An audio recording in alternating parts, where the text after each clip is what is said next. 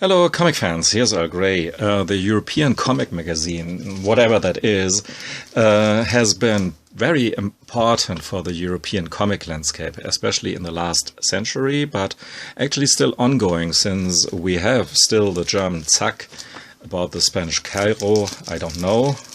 And that's another Spanish magazine here. Tintin has been cancelled or was cancelled in 1988. There were some successors to that magazine, but Spirou here is actually still ongoing. This is an old copy from 1951. This is from 1951 as well. And I go through all these magazines in a series of videos on my German channel, Örls Waschmaschine. So subscribe to that channel if you want to have your fix. Each Monday I talk about one of these magazines and flip through them page by page as thoroughly as I am able to do. This is the Dutch Eppo and Pilot with a fantastic Dreuer cover. This video will be dedicated to one certain magazine, Tintin, from 1949, with this amazing cover, which is can be seen here in more bright colors on the collected edition of the Blake Mortimer Library, the German version here, Fight for the World. The French original title translates rather to The Secret of the Tiger Shark, which is some secret weapon. And I don't want to talk about the story, actually. It's a Ligne Claire classic. And this cover here is wonderful. And so I was really astounded to be able to pick this up through eBay with a mere tenner, just 10 euros. With postage it was 12 euros, to be honest with you, but hey, what a deal. And actually I'm not invested in the game of investing in comics. I don't buy comics to buy them, to sell them for more money, usually. And I don't intend to sell this here, but it strikes me really, if you want to invest in comics, these old Tintin magazines and Spirou magazines are pretty price-worthy in my opinion. And this is in such a wonderful condition, given that the paper here is, really, very flimsy. Tintin was founded in 1946, short time after World War II, by Raymond Leblanc. Main purpose was to publish Tintin comics, and the whole magazine lasted until 1988. And it had a Dutch version, Kuifje,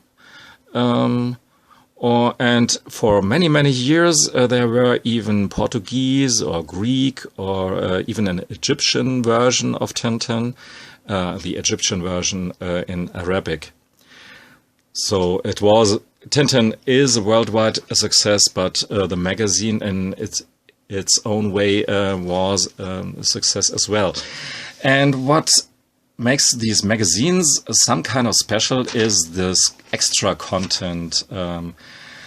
Not only a letters column, but some introduction by Monsieur Tintin himself. And some extra stuff, as we will see here. I couldn't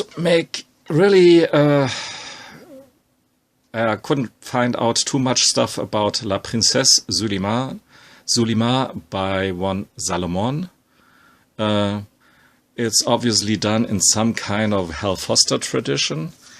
As you will see, there are some other stories in this issue as well, like this Don Quixote story here by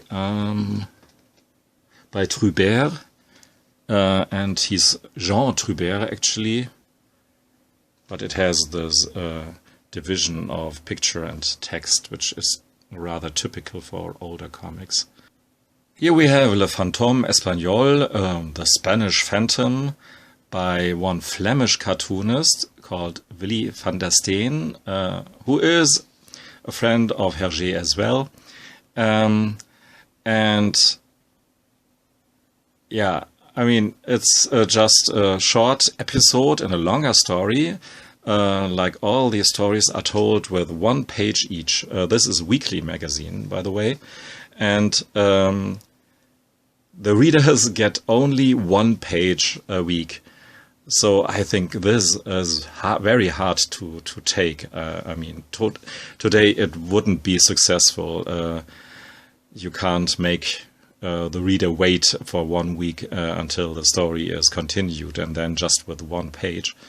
But back then it worked. And what you can see here as well is that Ligne Claire is obviously the house style. And I really have learned to appreciate the style. In my younger days, I thought, hey, I want a more crackling, original style, so I can really clearly see and distinguish one artist from the other. But this is something, it just works to tell a story when you have this kind of formula. And with bit practice, you clearly see that this, for instance, is a Hergé comic, which can mean that it was drawn, at least part-wise, by Bob Demore or Jacques Martin or someone else. The story here is, or the characters are called Stups and Steppke in German. So, as Tintin is translated to Tim und Struppi being Milou, the dog. And here we have one page out of the long epos around Alix, written and drawn by Jacques Martin. I never was too big of a fan of Alix, but maybe my assessment of these old comics changes. Like it did recently with a Blake and Mortimer. And here you can see there is no... These pages are just folded and they are not stapled together. But actually it's no problem here. Les Dieux Rouges, the Red Gods, whatever that story is about. Looks interesting. And a bit of... educational. There are lots of educational parts about art history, like here, the Renaissance in Germany. Here we have the next double page with two serialized comics. On the left hand, Jo, Zet y Joko. In German it is called Jo, Jette und Joko. Clearly one of his earlier comics, which you can see here, of Hergé, and always à suivre. It will be continued next week. Corentin was done by Paul Cuvelier. It was this Wild Western comic was written by Jacques Melkelke, however he is pronounced, and showcasing a bit the variety of Ligne Claire style. I not so sure if this is still Ligne Claire, even though, yeah, for the most part. Then we have a double page here with some short story, Le Coupable, c'est moi, the guilty, that's me, or the chronicle of cars, about the history of cars. These nice drawings of a Talbot 4 with all the technical information that you know when you are years far from being allowed to drive your own car, and some educational stuff, how to play tennis and how to it's very loose and pretty random combination, but I'm pretty sure when this is all you get for 1 week, you will read and eat this stuff here up, even if it is some educational stuff about European flags here. Each flag that you can see here is explained, what the different colors mean, etc., etc. Then we have comic adaptation by I don't know whom. R.M. Ballantyne is the writer of the original prose novel, and it's called The Coral Island. Maybe some of you know who the artist behind this comic here is. I don't know. And another story here, or page of a story about one Jean Bart,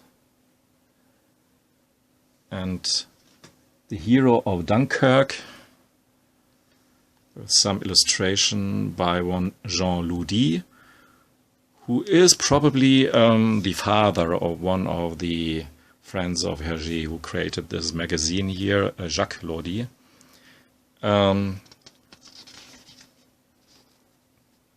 Interesting what they did here with the panels. So being old-fashioned with this division and telling the story with very dense text below the panels, and then doing this stuff here. And a double page with quizzes and short cartoon. And this here is really funny because it relates to the last page, The Secret of the Tiger Shark, which is the cover story in a way. And it's one of the last pages of the long-lasting epos about the secret of the tiger shark by this guy here, Edgar P. Jacobs. And this is some kind of report about the secret weapon here. So they mimic a bit some investigational journalism there. And what I always like to do with these kind of original magazines is to compare them to recent publications of the same comic. And the differences are often very striking, as you can see here. Somehow it's the same, but the yellow has changed to orange. The rockets here, and especially the tips, have changed quite a bit. The ornaments here in the back changed from blue to orange. And the bottom tier has changed completely. They took just this part, this small part here for the magazine.